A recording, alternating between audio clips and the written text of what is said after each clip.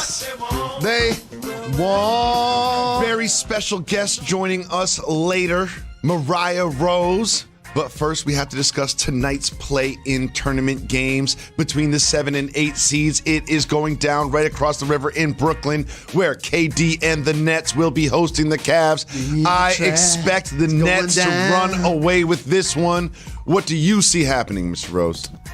I see no room for error. And when you're in a play-in game, that's a sudden death situation in a lot of ways, which means there has to be a sense of urgency. I anticipate Kyrie Irving and Kevin Durant are going to play with that urgency. Yes. As two champions, this is the stage they wanted. This is why Kyrie left playing with LeBron, left playing with Boston.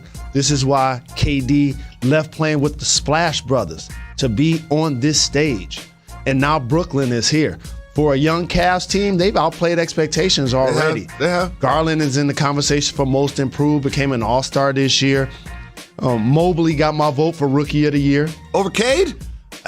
I'm just too unbiased. I mean, but I have to reward winning. I really do. And his dominance as it related to blocking shots and playing defense and changing shots to go with Garland really ascended the Cavs team. They're going to miss Allen. Mm-hmm. And I know how much you love Jared Allen. I've loved Jared Allen since you love Jared Allen the way he loves video games. When he was involved in the trade, I was like, wait a second, what? Jacoby cried. Wait a second, what? They're giving up Jared Allen? Everybody else was like, what? Jacoby? He's like, Jared Allen's good. And you're right. And he's been phenomenal this year.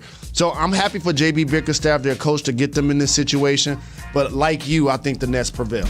The Cavs and the Bulls are kind of the same to me. They started hot, they exceeded expectations, and then they were hit with injuries and everything just fell apart. And the Cavs down the stretch have just sputtered to the finish line. I mean, they were up high in the standings in the Eastern Conference, and now they're in the 8th seed in the play-in, traveling to Brooklyn. I think they lose to the Nets this evening, but I could see the Cavs beating the 9 or 10 seed when that second game comes around. But let's not get ahead of ourselves because great theater. We have another 7-8 matchup, this time in the Western Conference.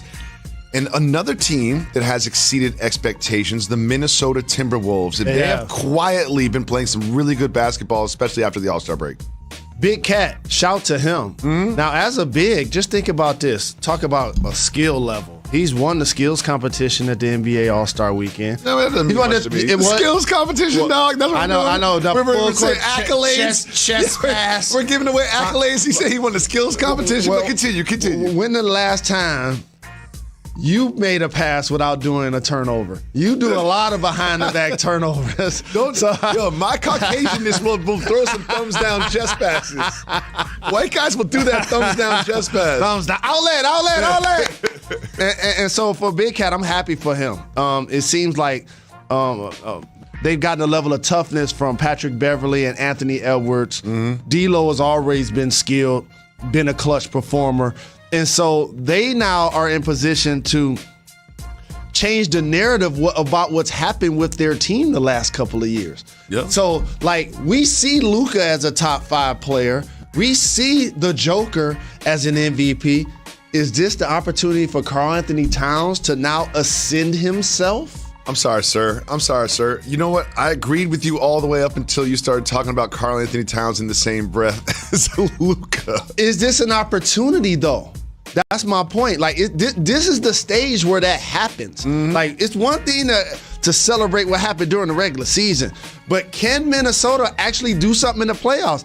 The Clippers are a good matchup for them. Oh, yeah. The Clippers are good. The Clippers are tough. But can I say something that I said off wax? Zubac be balling. He does. Let's make sure when y'all watch this game, y'all remember that Jalen Rose told me Zubac be balling. Nobody talks about Zubac. No one has said Zubac's name into a microphone all season long. If you get a small guy on him, he gonna punish you, elbow you, and dunk on you. Yes. Reggie Jackson be getting buckets. Man be getting buckets. Paul George is back. Look at Zubac. Look at that guy. And how about Ty Lue as a coach?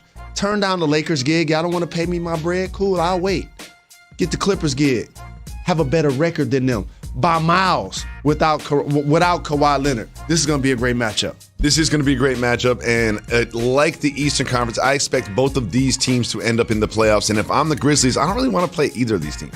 Like, if you're the Grizzlies right now, Ja's coming back, the Timberwolves win this game. Next thing you know, you've got a 7-game series with the Timberwolves. That's a tough series. That's going 6. That would be a tough series. And just imagine, though, Pat Beverly being an irritant, literally playing against Ja Morant if they were to play against one another in the So playoffs. we're going to get to it, but you know my criteria for Defensive Player of the Year, right? What's that?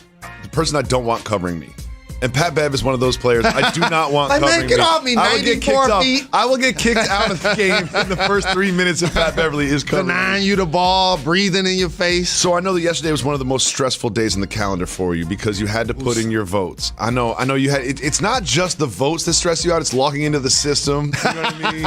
And actually putting your votes in. And one of the most critical votes, and I'm gonna say, in my lifetime, I've never seen an MVP race this close. I agree, family. Between the 3 big men. Who was your pick? Jokic, Embiid, Giannis. I've been voting for a long time, and I'm really fortunate. I take it serious.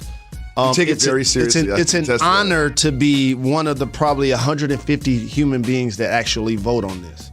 And so you got to take everything into account. You got to split hairs with these great players. Like, Giannis has a better record than Embiid. His stats are just as good, and not better in certain categories, but I still have Embiid higher than him in the race. Because those 40 and 10 games just stand out to me, how dominant physically he's been all year. And it was great to see him play as close to a full schedule as possible. Yep. Deal with the Ben Simmons the saga back and forth. Deal with James Harden being traded there and still leading the league in scoring like a Moses Malone did in the 80s, like a Shaquille did in the 2000s. But my winner is the back-to-back champion, the Joker. Jokic. And you know how much I like Giannis. Like, I was trying to look for ways to give it to Giannis. I love Giannis that much. I can make a case for all 3 of these players. No doubt. Giannis, you could say shout to Devin Booker. Defensively, he's better best than both player, of the other best players. team. Shout to Jason Tatum. The Celtics are number 2 seed. But like, shout to Luka, the only guy 28-8. But when you the only guy in the history of the NBA to have a 2,000-point, 1,000 rebound, and 500 assists say it again. season, Say it 2,000, 1,000, and 500 The only player in the history of the NBA. ever. Ever. And so when that happens, that's longevity because he's playing a lot of games. That's sure dominance. And how many games has he led both teams in points, rebounds, and assists? Most of them. Correct. Most of them. Just think about that. And he leads his personal team in points, rebounds, assists. Let me take a deep breath. Blocks, steals, and field goal percentage.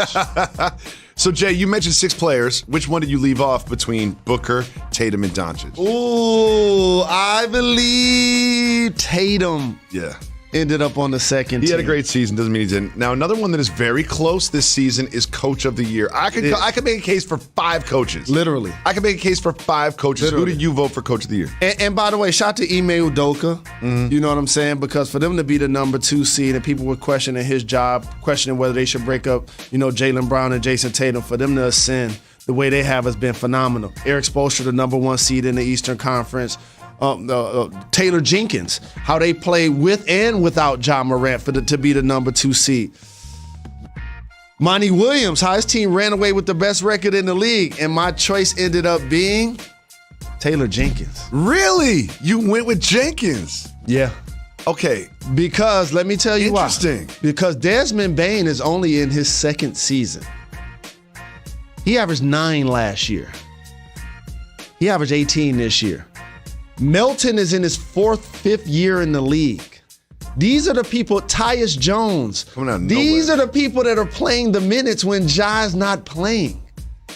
Dylan Brooks missed 68 games.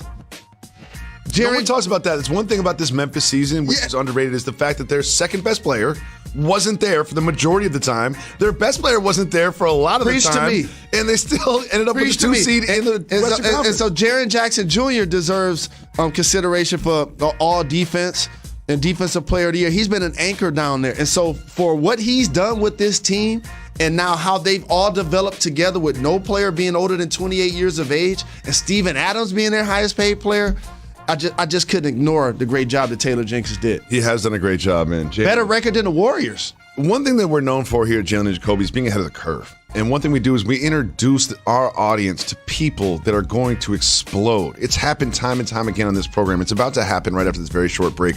Who is joining us? What future superstar is joining us right after this? She represents the University of Georgia Bulldogs ATL stand-up. Mariah Rose of Buckets is joining us next. Jalen and Jacoby is brought to you by